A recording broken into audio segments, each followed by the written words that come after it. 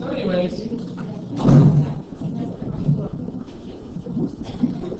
I believe where we last left off, I was talking to you guys about Catherine Howard. Now, she was another of Henry's wives who met the axe. Her instance was a little bit different than Anne Boleyn in that she actually did cheat on numerous times with the guy she fell in love with. She married him pretty young, and basically she fell in love with somebody else, and ended up confessing this. Now, here's the thing that's kind of odd about this, is that to be fair, she wasn't actually very intelligent. She was a pretty face, she wasn't really that smart. She ended up writing letters to her beloved, which were found, and she would say things like, basically, I can't wait till we can be together, because one of these days this thing's going to die. Which is not something you want to say. Add to this the fact that the English crown's really touchy about that, getting the monarch killed and things like that. To such a degree that, to this day, monarchs of the English throne aren't allowed to attend funerals. Because at a funeral, you think about death, and if you think about the king and death at the same time, that would technically be treason. So by tradition, they're not allowed to go to funerals. Queen Elizabeth wasn't at, what's her name, Princess Diana's funeral. Yeah.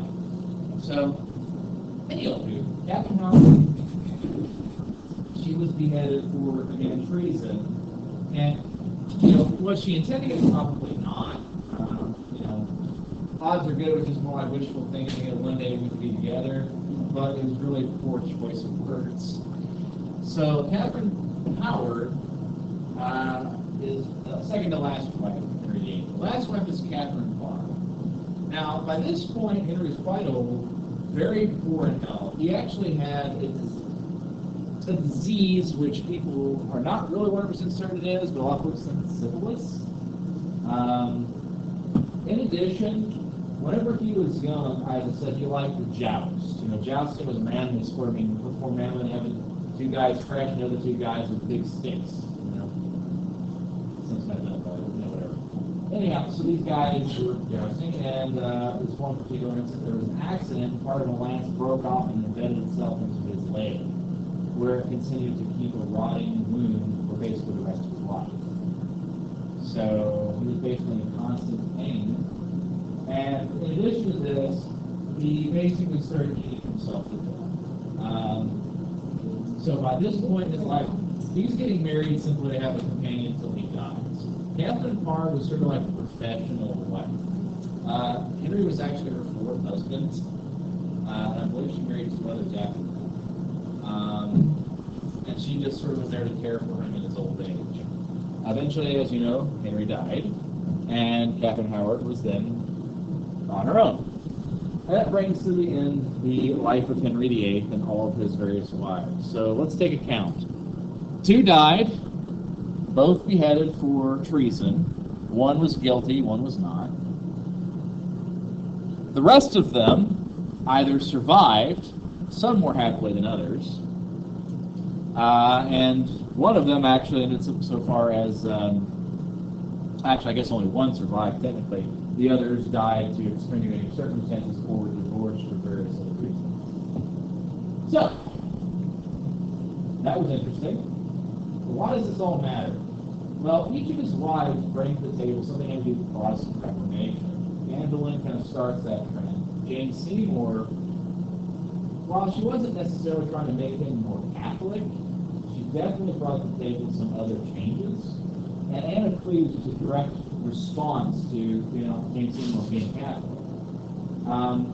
The other ones, really by that point, didn't really have much to add to it, although there was always this preference that people had in power, whether it be Protestant or Catholic. So basically, it's seen as whatever faith the Queen practices is what's going to be the faith of the land, when simply that wasn't true. Although I will say they did certainly influence Henry.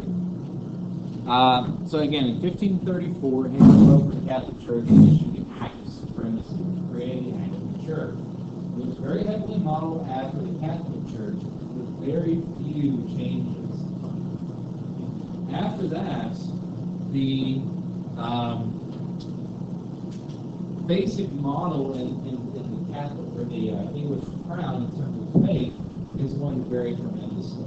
For instance, Mary Tudor, Henry's daughter, who becomes queen, is very staunchly Catholic. She's the daughter of Catherine Aragon, for instance.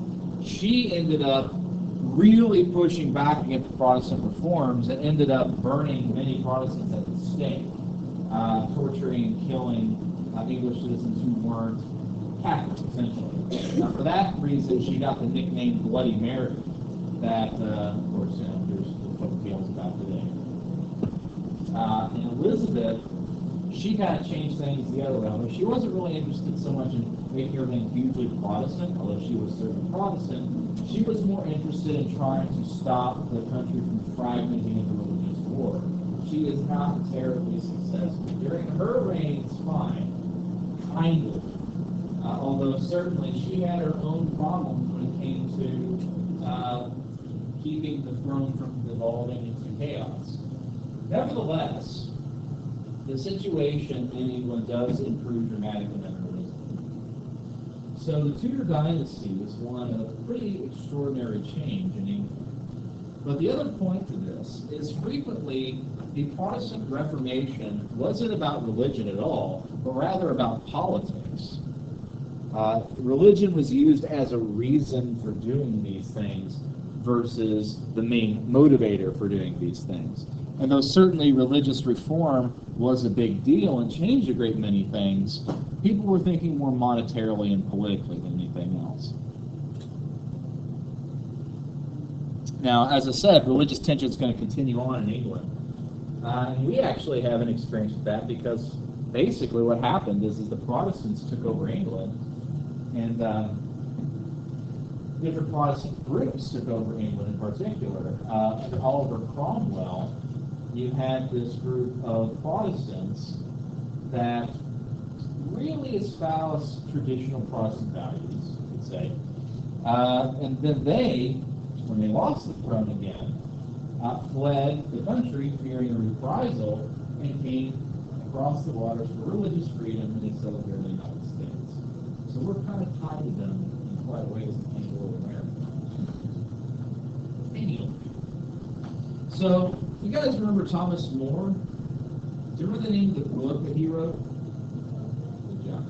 He was executed by Henry because he refused to acknowledge the Act of Supremacy. Now, this is no big deal. There are many people who didn't officially acknowledge it. The problem is that Thomas More was his close friend and advisor. And by refusing this, Henry saw it as a challenge to his power.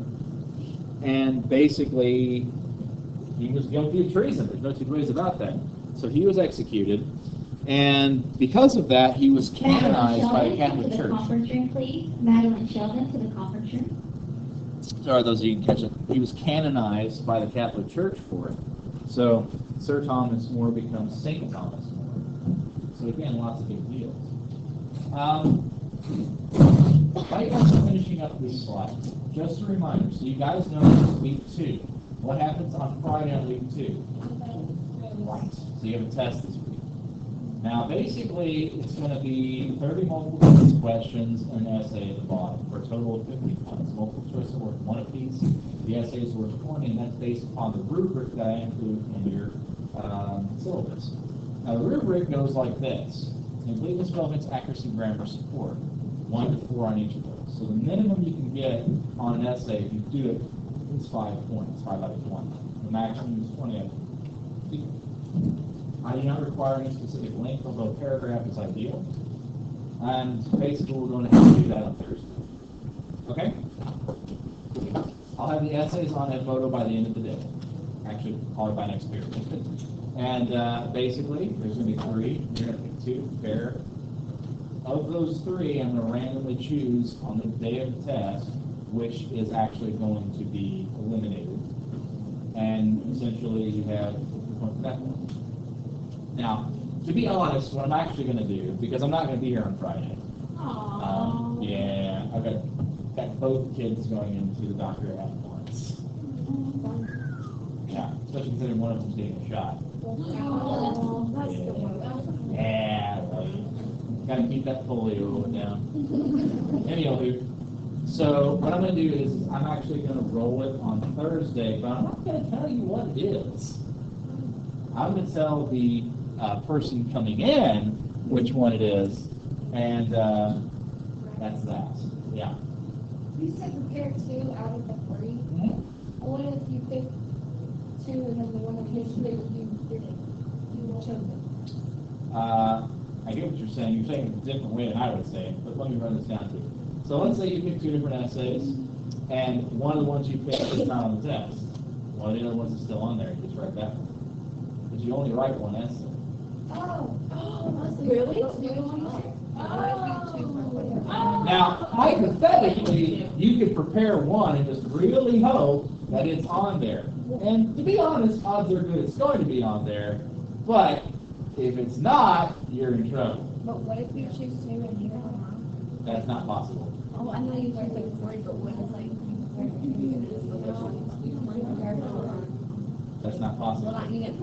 Only have to do one essay. You're only writing one essay. Yeah, I know, but like. So I'm giving you three at the beginning of the week, right? Yeah. All right, so let's show you chose C and B, right? Those are your 2 essays. Okay, with me on this. I'm eliminating 1. So if I eliminate C, you still have your B essay to go on. So like, will we like memorize it and rewrite it, or can we like write it and turn it into? You can if you want to. You can certainly write it and memorize it ahead of time. But that's generally not a very good idea with So everything we else can you like have. write it and turn it into you? No. Can we have the paper and copy it on too? No. So you have to memorize it? Yeah.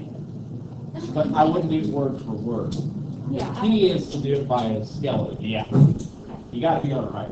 Sure. Question? Mostly, yeah. There might be some extraneous things, but not usually. Now, the one thing I will say I've run into is we never talked about that. Okay, I said it once. So that does happen, or I'll say something once and it could be on, sort of like what happened with quiz. But that's maybe one question of a 20. You know, it's not that big a deal. Yeah. Question? Oh yeah, well, we're doing like a study guide or something, or just the notes we have, is it? Be spot on. But on the plus side, you know the essay is going into it. That's about half the test. So. When do we find out what essays, 3 essays are? When?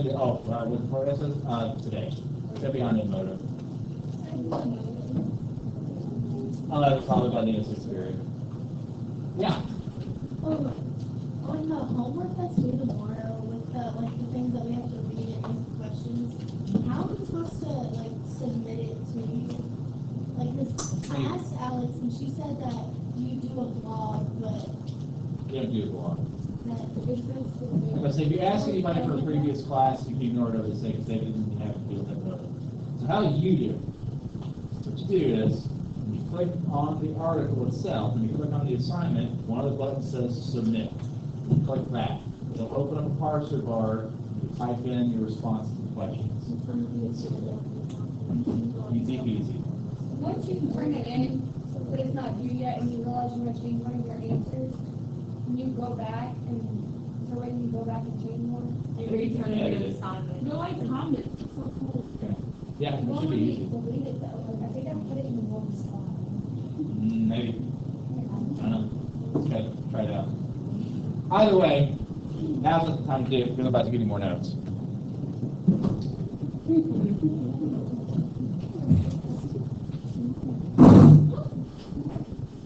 I will say this, I'm adding a few other quick details that aren't actually in your textbook right now. That's okay.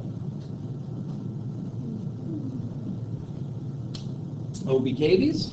OBKBs. Now, I will warn you with this. Starting tomorrow, I'm going to be going into some detail about Asia. So we're going to be getting some interesting names, like you do. Actually, one of them is Sultan Suleiman Khanini. Not really. It's actually kind of phonetic. Suleiman. It's actually one of the easier. I guess not. That's not expressly true. Probably the easiest Sultan name is Selim. Selim. S-E-L-I-M. Yeah, there's a few of them. I don't remember the Turkish for his nickname. One of the things you'll find is all the Turkish kings, sultans, are given nicknames by their people, and they're not always flattering. Like, a lot of European monarchs, if you said something insulting to them, they just, rip your tongue out. The Sultan didn't really do that. Of course, if you said it to his face, yeah, probably be a problem. But, these nicknames did exist, and which is how the people responded to them. And so they tend to do it from a very pragmatic standpoint. Like, for instance, economy. Like, we call Sultan the Magnificent. The problem is, we're really kind of unoriginal when it comes to how we nickname people. For instance, how many of the greats are there in history? Alexander, Catherine, Peter, Ivan. But they name things like economy, which is Turkish for lawgiver, because he wrote a set of laws that changed everything. My favorite, though, is the guy who was the leader of the Ghaznavids, Mahmud, because I don't remember his name, but basically translates into Hammer of the Infidels.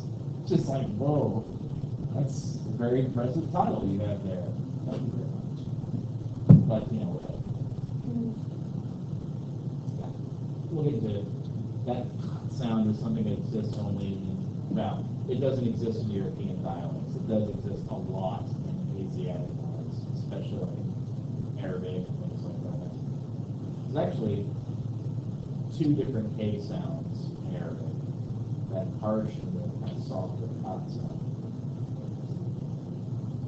So, let's talk the reforms of the Catholic Church itself, because they responded to a lot of these criticisms of the Protestant Reformation, and the Council of Trent went through his own process. Now, I'm not going to give you the details because suffice it to say, they responded to it and strengthened themselves in ways that kind of like made no way to, within the Catholic Church, go against this. If this is what we believe. If you don't believe this, you are not Catholic. End of story. In addition, the Pope created the Jesuit order specifically aimed at combating heresy. Now let's address that. What does heresy mean? What does the word heresy mean? You guys know? Sorry? I thought you were saying it. I know they covered this in theology, so I just was curious. It means, yeah. Like a lie of Cain or something. Is it a false teaching? Yes, that's what it means, false teaching. Yeah, spot on. It's not to be confused with a heathen. If you are a Christian and believe something different, then you can be considered a heretic. If you are not Christian, you are a heathen. Those are two different things. And so, for instance, a heretic is someone who is telling people stuff, hey, this is what Christ says. Like, nope, it's not true. The Catholic Church doesn't preach that, and so now what happens? Well, it depends on the heresy. If you are claiming something relatively benign, such as that Jesus' favorite fruit drink was icy, okay, that's not that big a deal. You're supposed to stop saying that. Don't be crazy.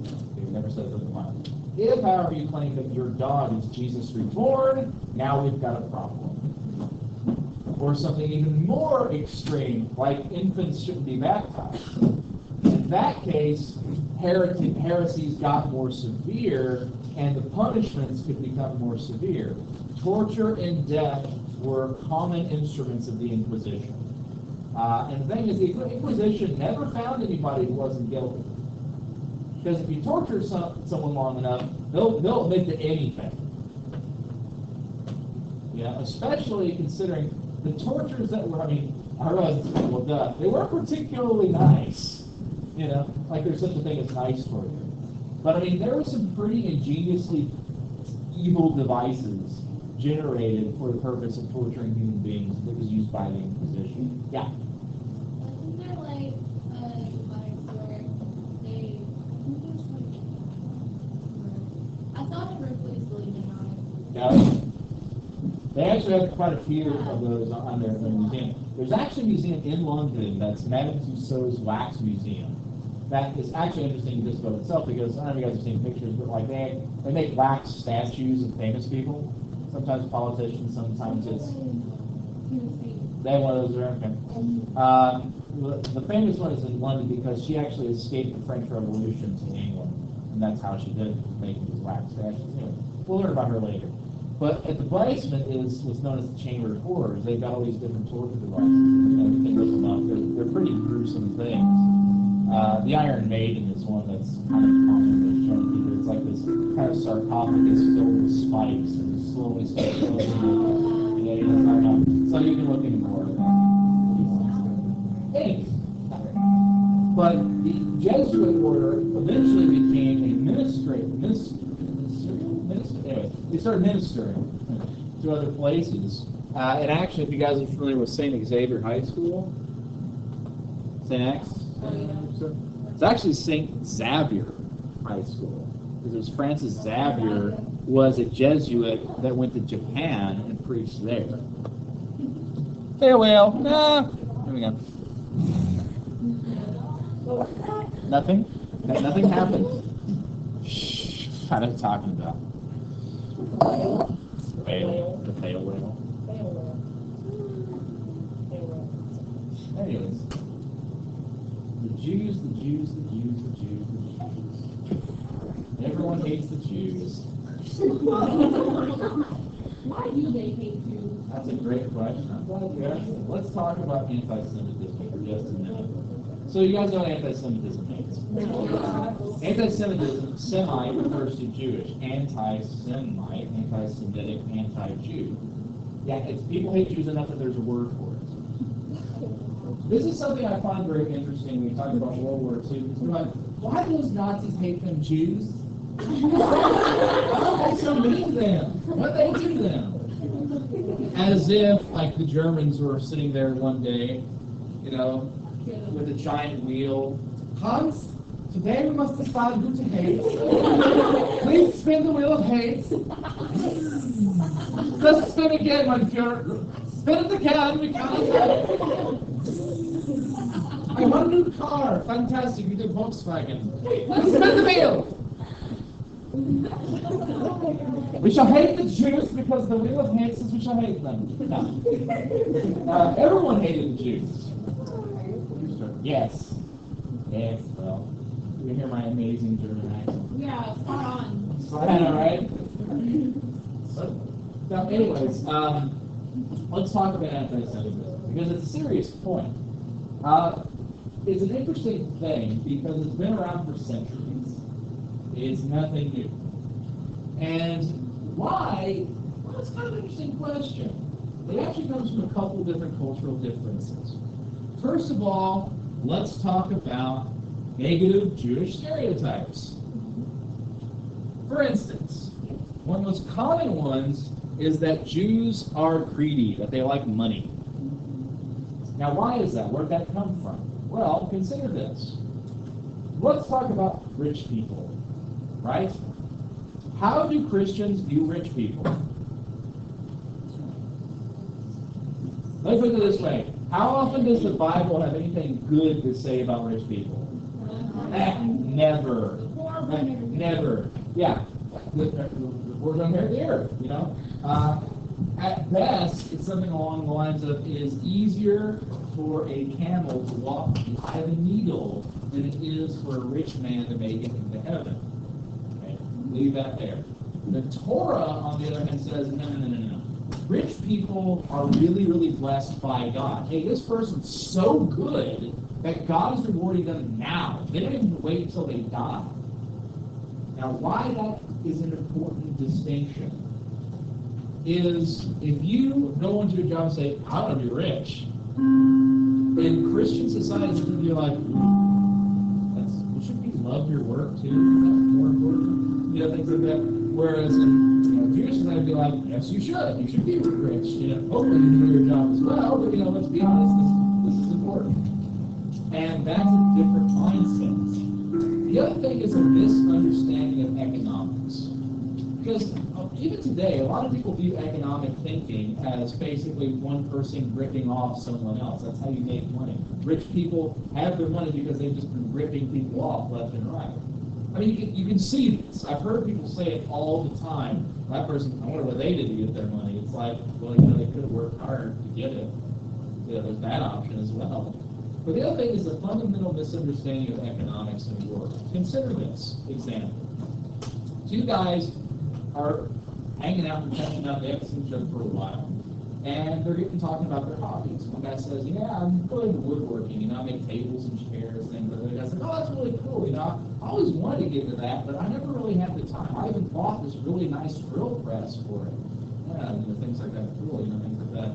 So, it's been sitting in my garage for 5 years. I can just sell the darn thing. Cool things.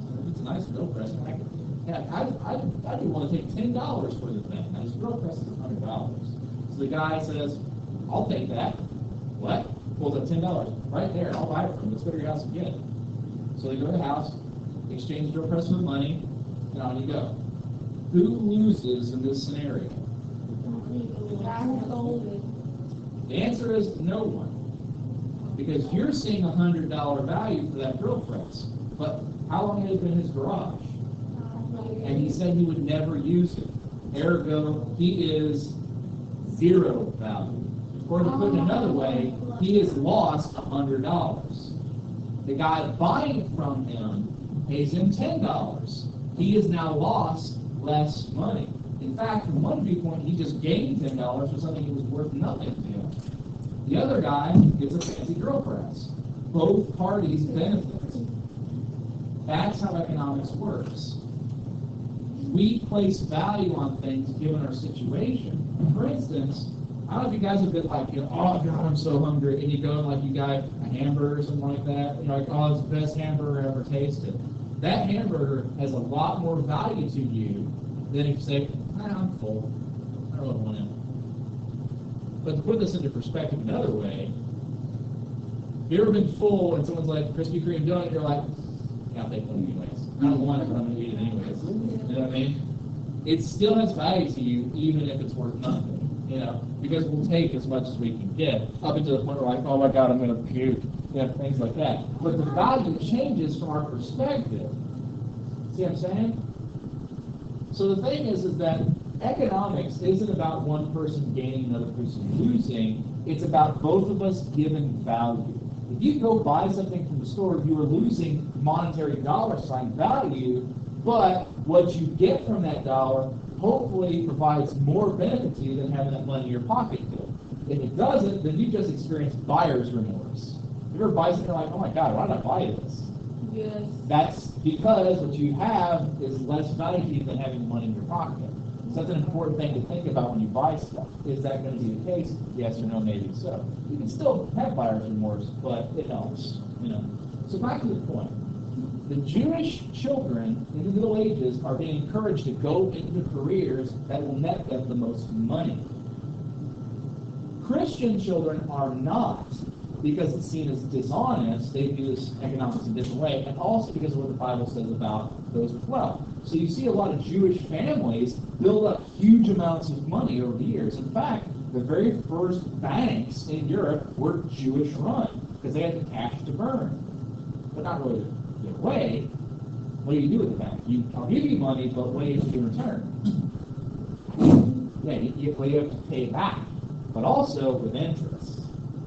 You guys know how interest works, yes? That's a loan. Right? They're giving loans. So what happens is a lot of European monarchs would use this anti-Semitism to their advantage. They would get huge debts. They'd borrow money left and right for wars and gambling, any kind of thing, really. And whenever the Jewish bankers were like, hey, you got to pay this back, they would say, the Jews, they're evil, they're bad, they're money-grabbing evil people, we can get rid of them. And they would push them out of their cities, and while they're doing so, steal everything that they leave behind, but also, suddenly I don't owe money to people because they're not here anymore. This happened regularly through history. The city of Troyes had this happen every 100 years or so. They'd be kicked out and write it back in, and kicked out and write it back in, rinse, recycle, repeat. So anti-Semitism has its foundations in these cultural misunderstandings, plus this whole anti-Jewish standpoint that exists of, well, they killed Jesus. So all these things compounded for thousands of years and create anti-Semitism. And by the way, it still exists other places around the world. You know who else hates the KKK? Or hates Jews, the KKK. So, I'm just saying. KKK hates everybody, but seriously. If you look at the list of people they hate, it's quite large. Anyway, so, again, anti-Semitism has its foundation in one simple principle: scapegoats. You guys know scapegoat, yeah? Basically, I want someone to blame because I can't blame myself. The teacher gives me bad grades. That's a scapegoat. Or to put it into a historical standpoint, my crops have failed. Must be the witch's fault. A witch has cursed me. Which, again, makes sense from a certain point of view, because if you believe that everything has a supernatural cause, which many people did, naturally this would be a cause of something. Illness was caused by being cursed or something like that. Because it's easier than saying, well, sometimes just bad things happen to people, And so people would look for someone to blame for, especially when like a plague or something would break out, so they would look to blame people. And women were also a popular target of this. The reason why we think of witches as being women, although technically speaking, the witch could be a man as well. It's just that our popular image of like this kind of old crone over. And actually, that image actually comes from Macbeth, believe it or not, that Shakespearean play. But technically speaking, yeah, it's kind of interesting where all that stuff comes from. If you look at the history of it. Anywho, moving on. So another thing that comes out of this era is the scientific revolution. This, by the way, is the part I was talking about that was not in your book. This began the scientific approach to the universe because the Renaissance was all about discovery. And before this, what was not known was scary. Consider something physical that is not very well known, the woods. If you think about the woods, to a medieval mind, they're pretty scary places. They're dark. They're filled with wild animals. They're overgrown. It's not easy to get through. I mean, it's a pretty, unknown place.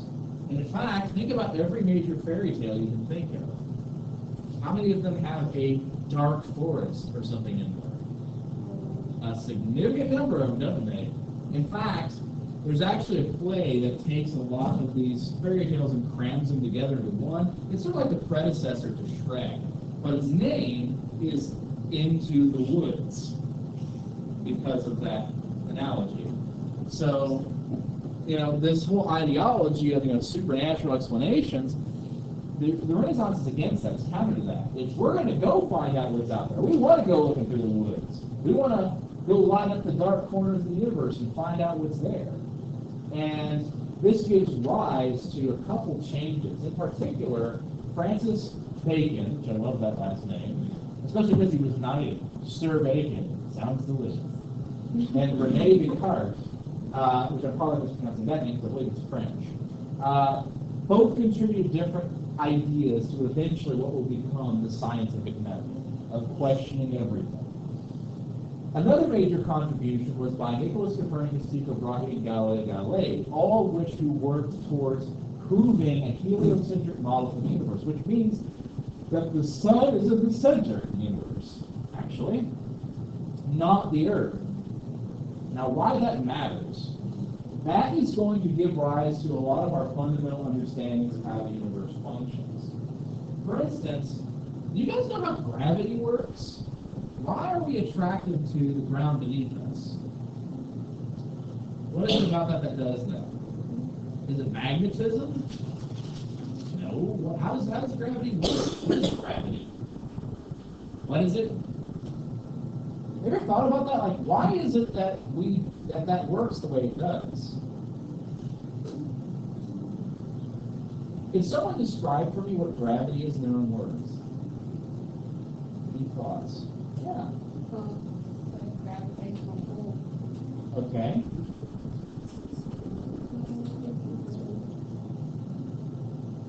Good try. Nobody? Nobody's got anything? Why don't we go flying off the planet? Yeah. It's a force that pulls us to the bottom, like the middle. Why? What is gravity? How does it work? I mean, it's a really great question, because that's ultimately the thing I love about science is I don't know is where everything starts. Every scientist ever has had that, I don't know, let's find out. You know? Basically, gravity is mass attracting stuff. The more mass you have, the more stuff it attracts. You with me on this?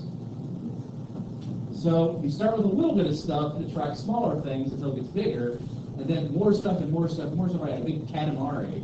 And so you have so much stuff that its weight literally breaks down the atomic structure and it ignites, creating a star.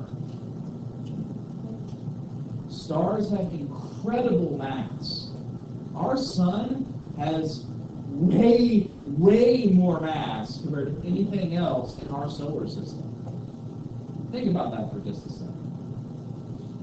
And suns can break down to such a degree that their mass, and this is the cool thing about it, how, because the reason it doesn't collapse all on itself is because of the explosion of basically burnings in space.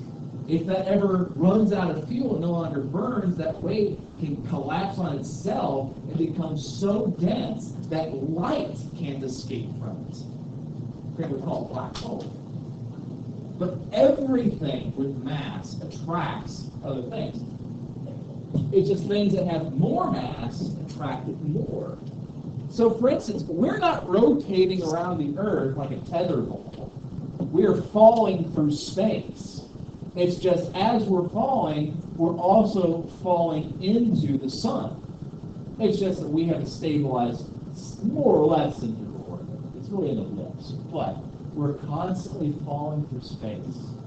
And that's so cool, because that's how everything works. You have gravity. You know, I know there's a "your mama's so fat" joke in there, you know, but I mean, it's everyone does, and everyone is pulling towards each other, just very, very weakly, you know. And I know an allegory there for the human race, but we're all really attracted to, I don't know.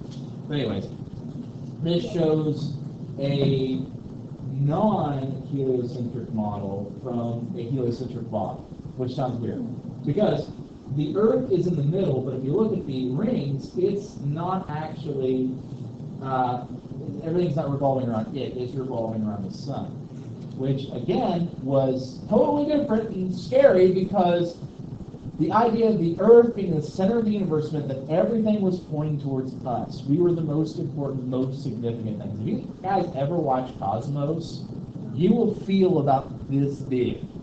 Like, especially the first episode, they talk about how big we are known to the known universe. And basically, if they go out to the farthest most point that we can see and look in, suddenly we can't see ourselves. Like, we're not even a speck. Yeah. Maybe. I know one version is the original with Carl Sagan from the 70s, but I don't know if the new one with Neil deGrasse Tyson is. I'm with you. Yeah. Miss Davis, I don't know if she showed us the same thing, it was kind of like a 30-second video, but she showed us like the Earth, and it just got bigger and bigger, and it was like little dots. Probably not from that, but it's probably the same concept as this point different. I mean, because it is sort of a big thing and kind of humble to think about, because we think of ourselves as being so important from our perspective. Another way I like to think about it is the movie perspective. Each and every one of us is living our own movie, and everyone around you is a minor support character.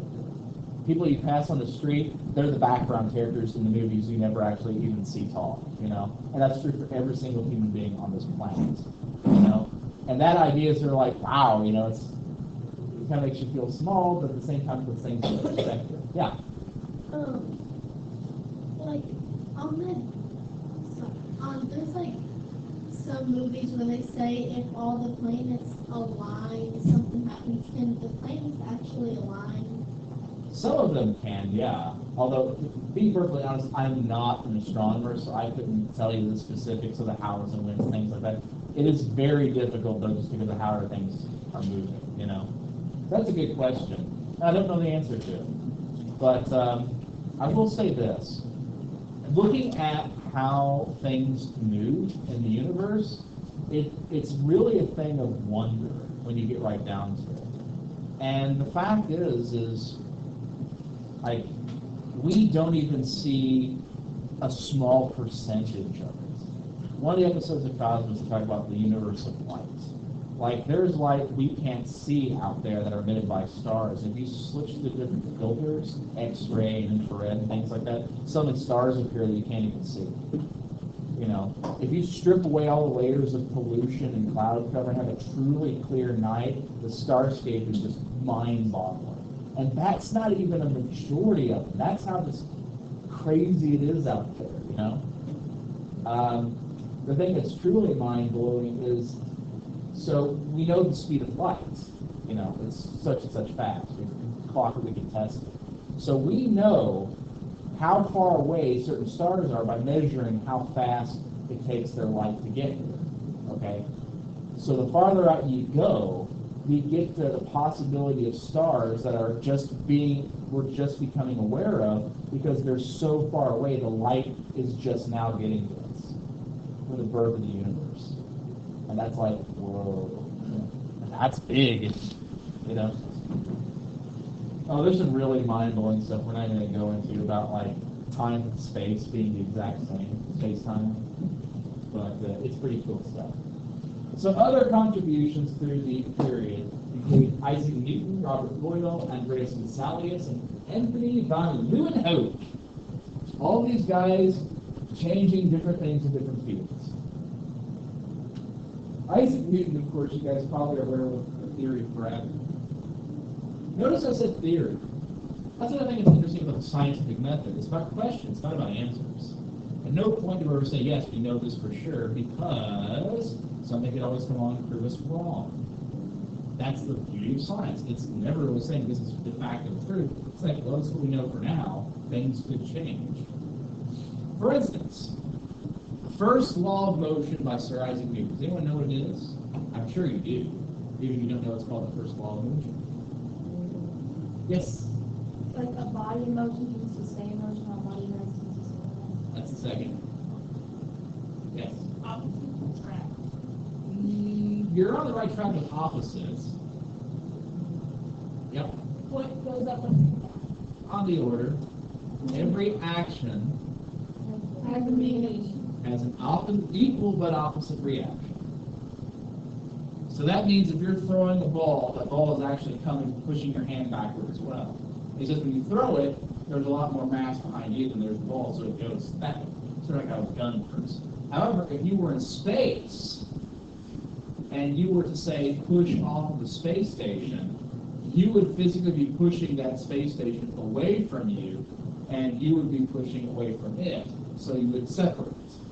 In fact, the ISS has a athletic bike for astronauts to exercise with, and this bike isn't actually attached to the station with anything rigid. It's kind of floating, but it's got little straps so it can't float too far away. The reason is, if you're sitting there, busting out some miles on this thing, and it was rigid, it would actually be exacting effort as you push on the pedals and cause the whole thing to spin. And could possibly break the thing in half. So that's just kind of a neat little thing. The second theory, as we said, is an object motion stays in motion unless another force acts upon it. That's basically inertia. And the third law is force equals mass times acceleration. Now, all of these things start to help change the way we view the universe. Because before this, we had really no idea how gravity functioned or how it influences things. For instance, if I was just to get a rocket and blast straight up, if I did it, I could maybe have enough rocket fuel to where I would break orbit from the planet, but probably not. I would eventually orbit right back down and crash into the planet. Instead, that's why those rockets, when they take off, or space shuttles, they do this, because they enter into a gentle orbit and to widen it out. Of course, they can adjust things like that. It's just really cool. Yeah, whatever. Slave, maybe it's. We also have Barbara Lewis' contributions towards chemistry. Chemistry is going to change quite a bit over the next few years. If you think about it, we go from basically using plant extracts to using broken down versions of the chemicals in plants to create our drugs.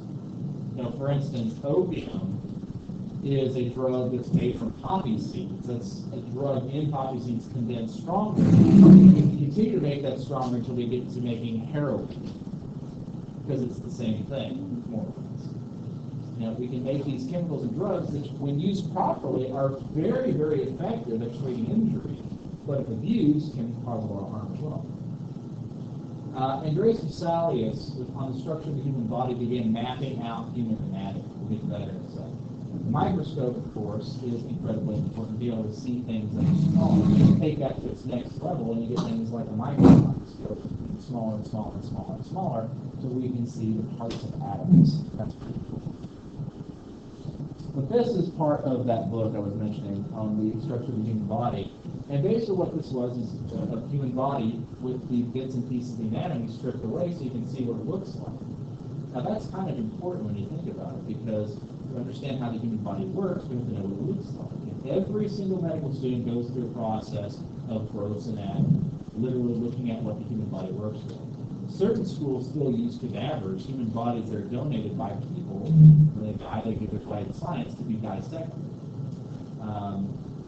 Which, you know, it seems a little strange at the same time. It's like, well, what's better than being able to just cut into the human body and figure out what's wrong? If you have a car engine broken, what do? You take it apart. You can't really do that with a human body without the person dying. So it is an effective means, although it does seem a little old-fashioned. It is still arguably one of the best. Okay, we're going to stop there, because I don't really want to launch into a whole other bit of thing. But you guys know, so because it's your first test, and because you're having to prepare for things like that, I'm not giving you guys more blogs this week. I'll save them for later. This week, your main concern with the test, unless you haven't done the blogs last week, you have, I believe it's Wednesday to do those. So make sure to get those in, and otherwise, you're good to go. All right, so I'll just stop.